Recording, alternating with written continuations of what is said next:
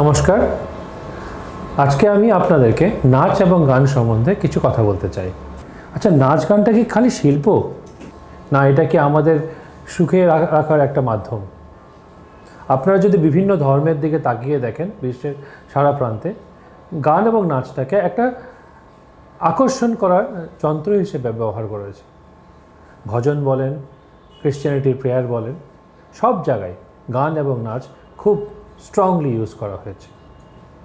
ছোটোবেলায় আমরা সবাই নাচ গান শিখি, আস্তে আস্তে দেখা যায় মেধা নেই বলে সবাই আমরা ছেড়ে দিই।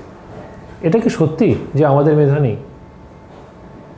আমি কিছুদিন আগে জুম্বা এবং সালসা শিখি, তখন আমি সাউথ আমেরিকান লোকদের সঙ্গে পরিচিত হই। ওরা খুব ফ্লেক্সিবল, কারণ ওরা ছোটোবেলা থেকে নাচে। কীরকম নাচে, ভালো নাচে, সম্পর্ক নেই, বড়রা ছোটরা সবাই একসাথে নাচে। ওই ফ্লেক্সিবল বডি দেখে আমার মনে হতো যে আমরাও যদি সবাই ছোটোবেলা থেকে নাচতে গাওয়ার মতন একটা সমাজ পেতাম, তাহলে সত্যিই খুব ভালো হতো। আমাদের দেশের কথায় ফিরি। আগেকার দিনে আমাদের মন্দিরে ভজন কীর্তন, অনেক জায়গায় নাচও প্রচলিত ছিল। ছোটোবেলায় আমি রামকৃষ্ণ মিশনে বড় হয়েছি। সেখানে সকালবেলা এবং বিকালবেলা প্রেয়ার হতো। ভালো গাইতে পারতাম না, কিন্তু ভালো গেলাম কি না, সুরটা ঠিক হলো কি না, পুরোটা গাইতে পারলাম কি না কেউ দেখতো না। ফলে গান গাইতে খুব ভালো লাগতো। বাথরুমেও গান গাইতাম। ফলে আজকে আমার কণ্ঠের শক্তি, সেই জন্য আমি ভালো স্পিচও দিতে পারি এবং কথাও বলতে পারি। এই কথাটা বোঝা খুব ইম্পর্টেন্ট যে গান গাইলে আমাদের কণ্ঠের শক্তি বাড়ে, and this is very important. Dance is nothing but exercise.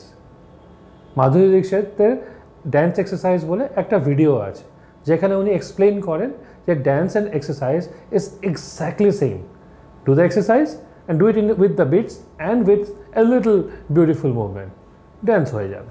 সব কিছু চিন্তা করে ভাবলাম আমাদের এই গানটাকে কণ্ঠের এক্সারসাইজ হিসেবে দেখা উচিত, ড্যান্সটাকে ফ্লেক্সিবিলিটি এক্সারসাইজ হিসেবে দেখা উচিত।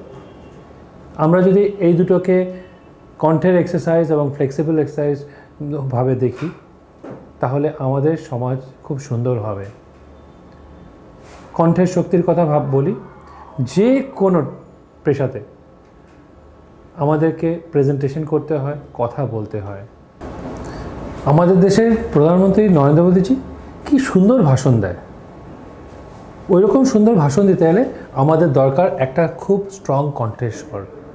ওইটা যদি আমাদের করতে হয়, আমাদের ছোটোবেলা থেকে গান গাইতে হবে, চিৎকার চেঁচামেচি করতে হবে। শান্ত হয়ে বসে থাকলে কিচ্ছু লাভ নেই।